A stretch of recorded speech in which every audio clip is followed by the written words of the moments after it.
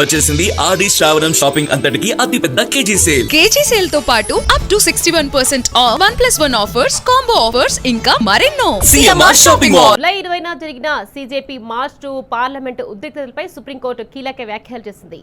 ఆందోళన సమయంలో భద్రతా బలగాలు సంయమనం పాటించాలని చెప్పింది. నిరసనకారులపై చర్యలు తీసుకోవాలంటూ దాఖలైన పిటిషన్పై సిజేఐ నేతృత్వంలోని త్రిసభ్య ధర్మాసనం విచారణ జరిపింది. రాళ్లు విసిరినా సరే యువతపై కఠినంగా వ్యవహరించొద్దని ధర్మాసనం పేర్కొంది. కౌన్సిలింగ్ ఇచ్చి శాంతింపచేయడమే ప్రభుత్వాల బాధ్యతని, నిరసనకారుల సమస్యను వినడమే బలమైన ఆయుధమని చెప్పుకొచ్చింది.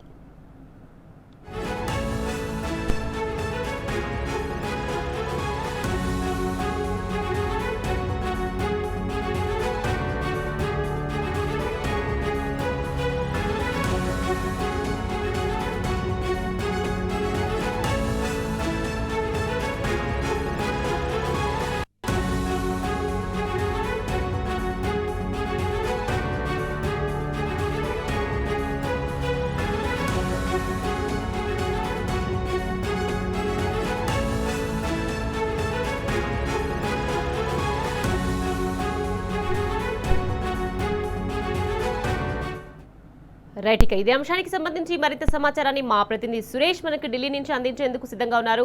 సురేష్, చెప్పండి, ఇక జూలై 20న జరిగిన సిజేపీ మార్చ్ 2 పార్లమెంట్ ఉద్రిక్తతపై సుప్రీంకోర్టు కీలక వ్యాఖ్యలు చేసింది. దీనికి సంబంధించి పూర్తి అప్డేట్స్.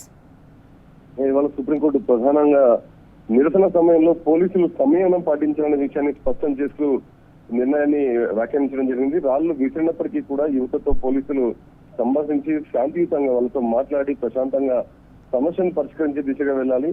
చట్టాన్ని ఉల్లంఘించినటువంటి పోలీసులు గాని, హింసకు పాల్పడిన నిరసనలు గాని ఎవరిని రక్షించబోమని చెప్పి ధర్మాసనం చెప్తున్నప్పటికీ కూడా పోలీసులు మాత్రం బలప్రయోగం చేస్తూ నిరసనకారులను వెంటనే ఇలా దూకుడుగా వ్యవహరించడం సరైంది కాదన్న విషయాన్ని స్పష్టం చేయడం జరిగింది. రెండింటిపైన హింస గాని, ఇటు బలప్రయోగం విషయపైన గానీ నిష్పాక్షికంగా విచారణ జరగాలని కూడా ఈ రోజు ధర్మాసనం స్పష్టం చేయడం జరిగింది. అయితే ముఖ్యంగా ఇవాళ పిటిషనర్ల తరపు న్యాయవాదులు మాత్రం వాదనలు వినిపిస్తూ శాంతియుతంగా జరుగుతున్నటువంటి నిరసన పైన పోలీసులు అసమానమైనటువంటి బలప్రయోగం చేశారనేటువంటి విధానాన్ని వారు స్పష్టం చేస్తూ ధర్మాసనం ముందు వాదనలు వినిపించారు. లాఠీ చార్జీ గానీ, టీయర్ గ్యాస్, అలాగే పెల్లెట్ గన్స్ వినియోగంపై స్వతంత్ర దర్యాప్తు జరపాలని చెప్పి వాళ్ళు డిమాండ్ చేయడం. నిరసన తెలియజేస్తున్న సమయం అనేది ఇది రాజ్యాంగం ఇచ్చినటువంటి హక్కు. ఇది ప్రజాస్వామ్యంలో ఈ హక్కును అణచివేసే దిశగా ప్రభుత్వం వ్యవహరిస్తుందనే విషయాన్ని వాళ్ళు తెలియజేస్తూ కోర్టు ముందు వాదనలు వినిపించడం. మరోవైపు కేంద్ర ప్రభుత్వం ఇటు పోలీసుల తరఫు కూడా వాదనలు చూసుకుంటే చట్ట వ్యవస్థను కాపాడేందుకు పోలీసులు చర్యలు తీసుకున్నారు తప్ప తాము కావాలని నిరసనకారులపై ఆందోళన చేసినటువంటి వారిపై ఈ లాఠీచార్జీ చేయలేదు, టీయర్ గ్యాస్ వేయలేదనే విషయాన్ని వాళ్ళు స్పష్టం చేశారు.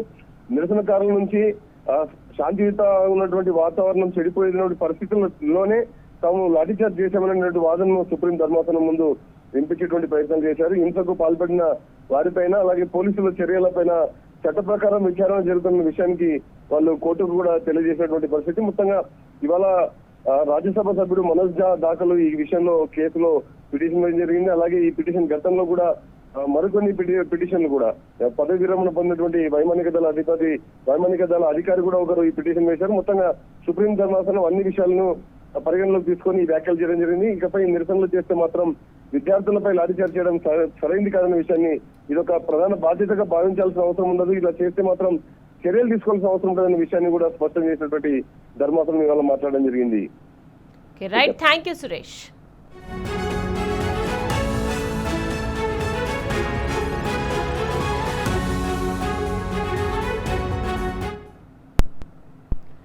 పార్లమెంటు వర్షాకాల సమావేశాలు 13వ రోజు గరంగా సాగాయి. రోజులాగే అధికార ప్రతిపక్షాల మధ్య మాటల యుద్ధం కొనసాగింది. విద్యార్థులపై లాఠీ చార్జ్, రామమందిర్ చందా చోరీపై విపక్షాలు చర్చకు పట్టుబడ్డాయి. విపక్షాల ఆందోళన మధ్యే ఉభయ సభలు పలుమార్లు వాయిదా పడ్డాయి. ఆందోళన మధ్యే లోక్సభలో పలు కీలక బిల్లులకు ఆమోదం తెలిపిన స్పీకర్ సభను రేపటికి వాయిదా వేశారు.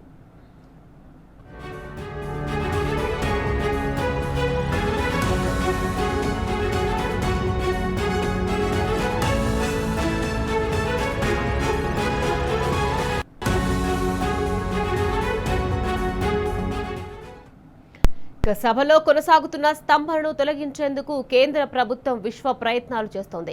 ఈ క్రమంలో అత్యంత కీలకమైన డీలిమిటేషన్ బిల్లుపై విస్తృత చర్చ చేపట్టి ఆమోదించేందుకు గాను ఆగస్టు 16, 17, 18 తేదీలలో పార్లమెంటు ప్రత్యేక సమావేశాలను నిర్వహించేందుకు కేంద్రం ప్రణాళికలు సిద్ధం చేస్తుంది. ఈ నేపథ్యంలోనే సభ సజావుగా సాగేందుకు మద్దతు కోరడం, డీలిమిటేషన్ బిల్లుపై కాంగ్రెస్ స్పష్టమైన వైఖరిని తెలుసుకునేందుకు ఇవాళ మధ్యాహ్నం పార్లమెంటరీ వ్యవహారాల శాఖ మంత్రి కిరణ్ రిజిజు లోక్సభ ప్రతిపక్ష నేత రాహుల్ గాంధీతో ప్రత్యేకంగా సమావేశమయ్యారు.